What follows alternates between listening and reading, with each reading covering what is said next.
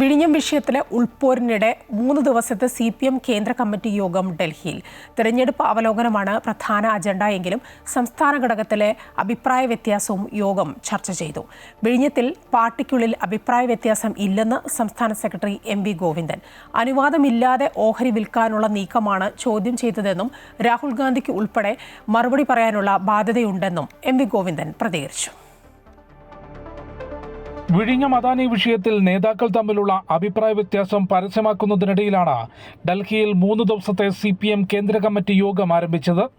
കണ്ണൂർ ജില്ലാ secretary KK രാഗേഷിന്റെ പ്രസ്താവനയ്ക്കെതിരെ കണ്ണൂരിൽ നിന്ന് തന്നെയുള്ള മുതിർന്ന നേതാക്കളുടെ പ്രതികരണങ്ങൾ പിണറായി വിജയൻ ഉൾപ്പെടെയുള്ള നിലവിലെ നേതൃത്വത്തിനെതിരെയുള്ള പ്രതികരണമായാണ് വിലയിരുത്തുന്നത്.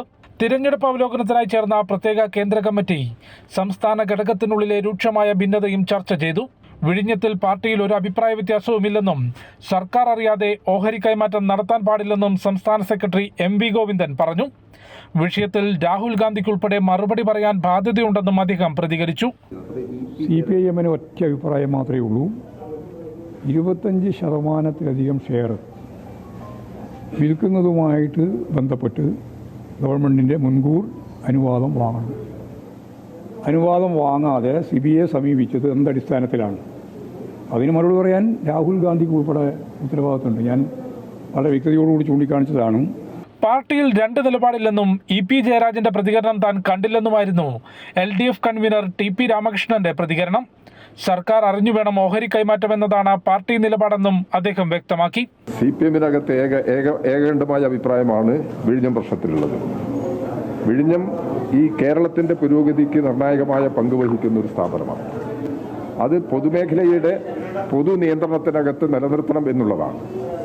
അതിന് വ്യത്യസ്തമായ ചില സമീപനങ്ങൾ ഗവൺമെന്റ് വന്നപ്പോൾ ആ ഗവൺമെന്റ് നിലപാടിനെയാണ് CPM വിമർശിച്ചിരിക്കുന്നത്.